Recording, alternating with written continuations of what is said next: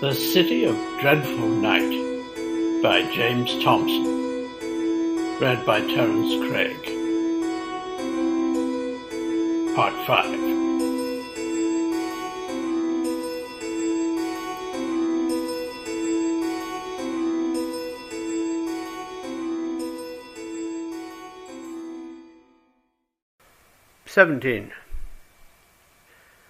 How the moon triumphs through the endless nights, how the stars throb and glitter as they wheel their thick processions of supernal lights around the blue vault obdurate as steel, and men regard with passionate awe and yearning the mighty marching and the golden burning, and think the heavens respond to what they feel. Boats gliding like dark shadows of a dream are glorified from vision as they pass the quivering moon bridge on the deep black stream. Cold windows kindle their dead glooms of glass to restless crystals. Cornice, dome, and column emerge from chaos in the splendor solemn. Like fairy lakes gleam lawns of dewy grass.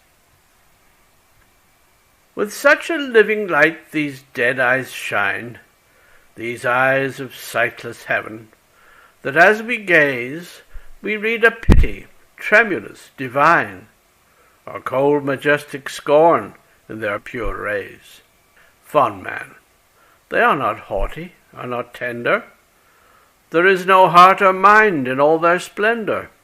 They thread mere puppets all their marvelous maze. If we could near them with the flight unflown, we should but find them worlds as sad as this, or suns all self-consuming like our own, and ringed by planet worlds as much amiss. They wax and wane through fusion and confusion. The spheres eternal are a grand illusion. The empyrean is a void abyss. 18.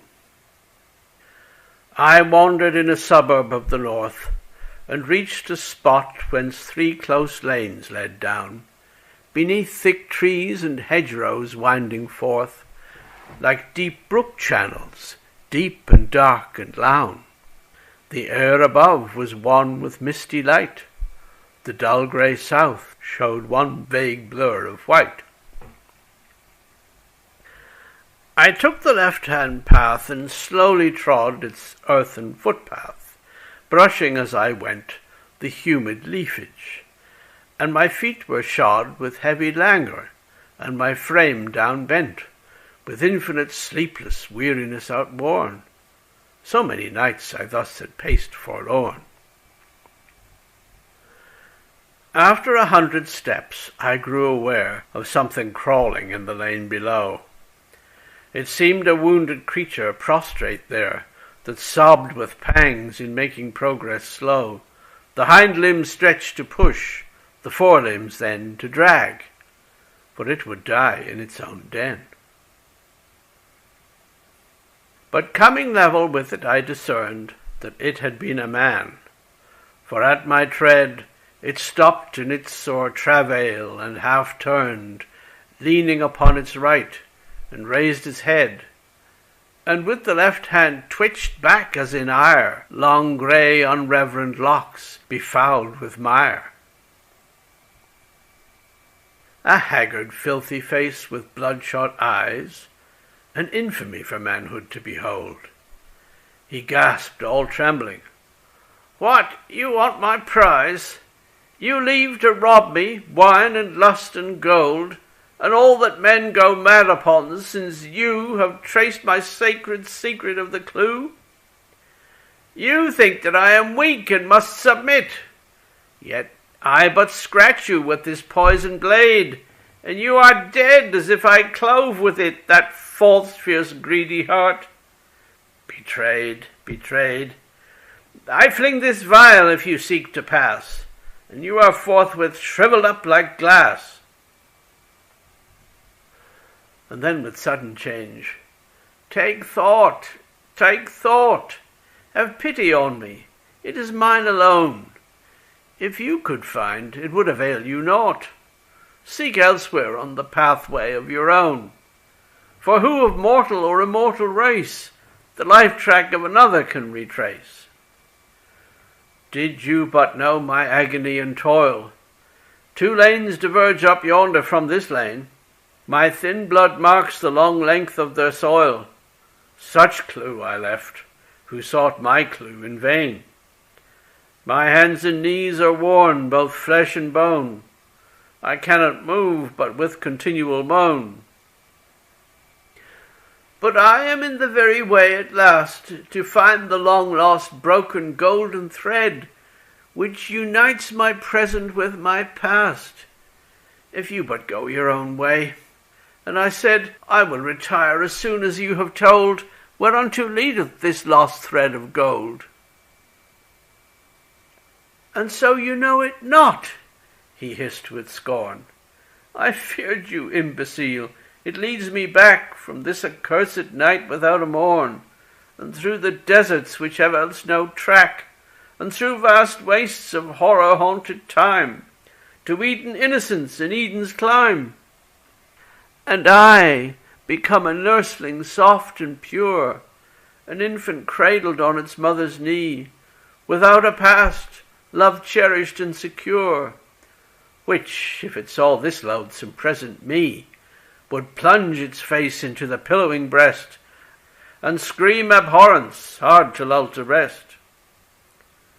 He turned to grope, and I, retiring, brushed thin shreds of gossamer from off my face, and mused, his life would grow, the germ uncrushed.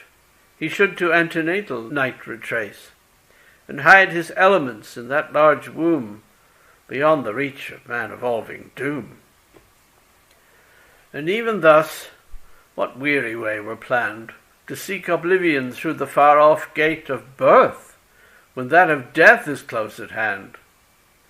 For this is law, if law there be in fate.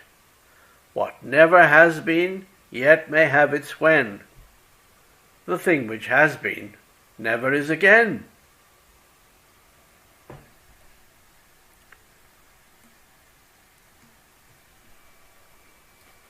XIX. The mighty river flowing dark and deep, with ebb and flood from the remote sea tides, vague sounding through the city's sleepless sleep, is named the river of the suicides. For night by night some lorn wretch over-weary, and shuddering from the future yet more dreary, within its cold secure oblivion hides. One plunges from a bridge's parapet, as if some blind and sudden frenzy hurled. Another wades in slow, with purpose set, until the waters are above him furled. Another in a boat with dreamlike motion glides drifting down into the desert ocean, to starve or sink from out the desert world. They perish from their suffering surely thus, for none beholding them attempts to save, the while thinks how soon solicitous he may seek refuge in the selfsame wave. Some are, when tired of ever vain endurance, impatience will forerun the sweet assurance of perfect peace eventual in the grave. When this poor tragic farce has palled us long, why, actors and spectators, do we stay? To fill our so short roles out right or wrong, to see what shifts are yet in the dull play for our illusion, to refrain from grieving dear foolish friends by our untimely leaving. But those asleep at home, how blessed are they! Yet it is but for one night after all. What matters one brief night of dreary pain, when after it the weary eyelids fall upon the weary eyes and wasted brain, and all sad scenes and thoughts and feelings vanish in that sweet sleep no power can ever banish, that one best sleep which never wakes again. 20. I sat me weary on a pillar's base, and leaned against the shaft, For broad moonlight o'erflowed the peacefulness of cloistered space, a shore of shadows slanting from the right. The great cathedral's western front stood there, a wave-worn rock in that calm sea of air. Before it, opposite my place of rest, two figures faced each other, large, austere. A couchant sphinx in shadow to the breast, an angel standing in the moonlight clear. So mighty by magnificence of form, they were not dwarfed beneath that mass enorme. Upon the cross-hilt of the naked sword, the angel's hands, as prompt to smite, were held. His vigilant, intense regard was poured upon the creature placidly unquelled, whose front was set at level gaze which took no heed of aught, a solemn trance-like look. And as I pondered these opposed shapes, my eyelids sank in stupor, that dull swoon which drugs and with a leaden mantle drapes the outworn to worse weariness. But soon a sharp and clashing noise the stillness broke, and from the evil lethargy I woke.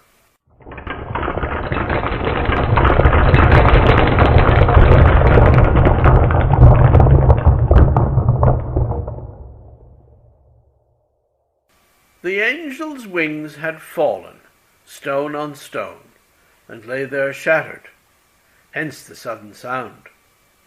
A warrior leaning on his sword alone now watched the Sphinx with that regard profound. The Sphinx unchanged looked forthright, as aware of nothing in the vast abyss of air. Again I sank in that repose unsweet, again a clashing noise my slumber rent.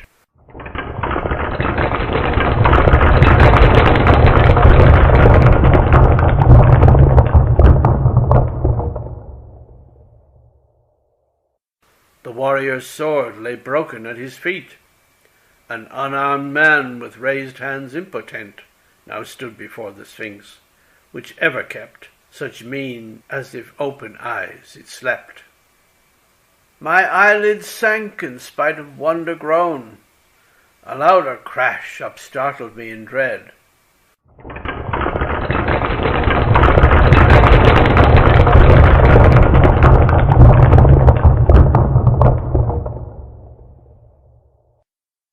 The man had fallen forward, stone on stone, and lay there shattered, with his trunkless head between the monster's large quiescent paws, beneath its grand front, changeless as life's laws. The moon had circled westward full and bright, and made the temple front a mystic dream, and bathed the whole enclosure with its light, the sordid angel's wrecks, the Sphinx supreme. I wondered long that cold, majestic face, whose vision seemed of infinite void space.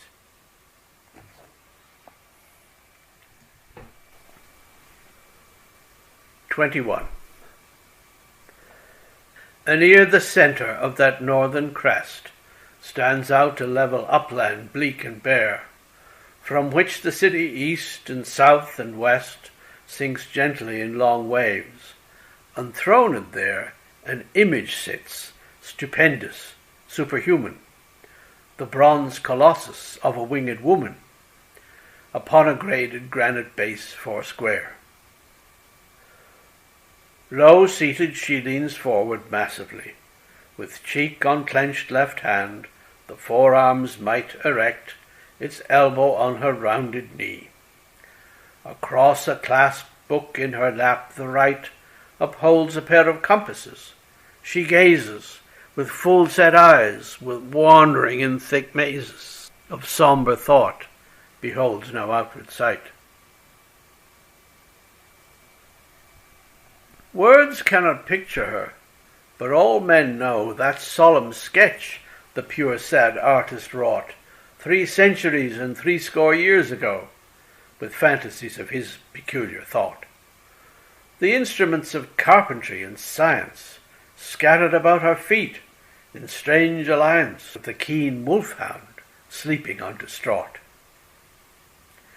Scales, hourglass, bell, and magic square above, the grave and solid infant perched beside, with open winglets that might bear a dove, intent upon its tablets, heavy-eyed. Her folded wings as of a mighty eagle, but all too impotent to lift the regal robustness of her earth-born strength and pride.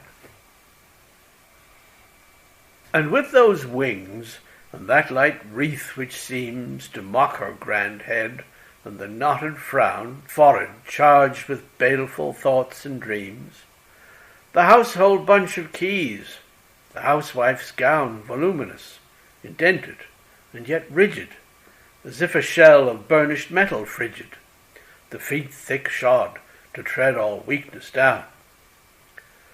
The comet hanging over the waste dark seas, the massy rainbow curved in front of it, beyond the village with the masts and trees, the snaky imp dog-headed from the pit, bearing upon its bat-like leather pinions her name unfolded in the sun's dominions, the melancholia that transcends all wit. Thus has the artist copied her, and thus, surrounded to expound her form sublime, her fate heroic and calamitous, fronting the dreadful mysteries of time, unvanquished in defeat and desolation, undaunted in the hopeless conflagration of the day setting on her baffled prime. Baffled and beaten back, she works on still. Weary and sick of soul, she works the more, sustained by her indomitable will. The hands shall fashion and the brain shall pour, and all her sorrow shall be turned to labour, till death, the friend-foe, piercing with his sabre, that mighty heart of hearts, ends bitter war.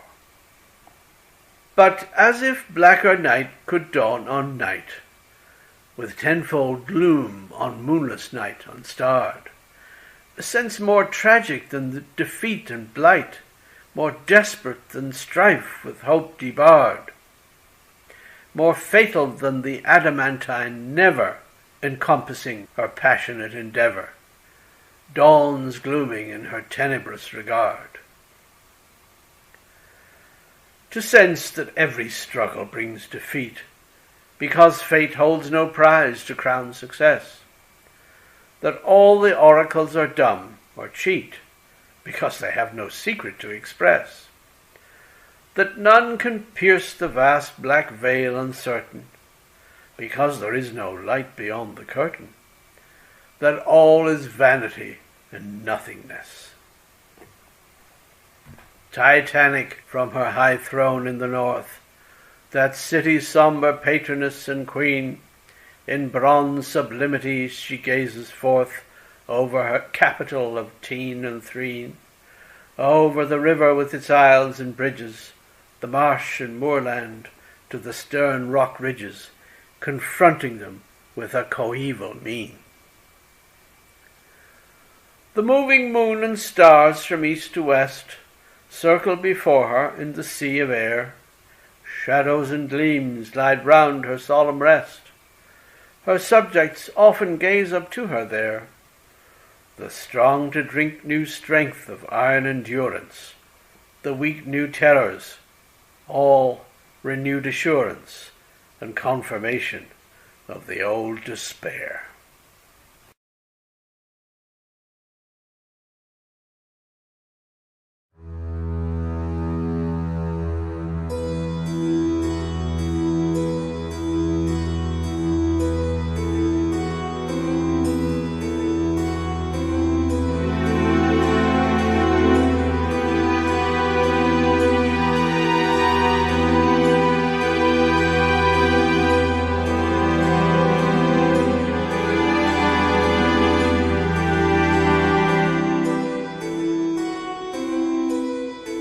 You have been listening to The City of Dreadful Night by James Thompson, read by Terence Craig.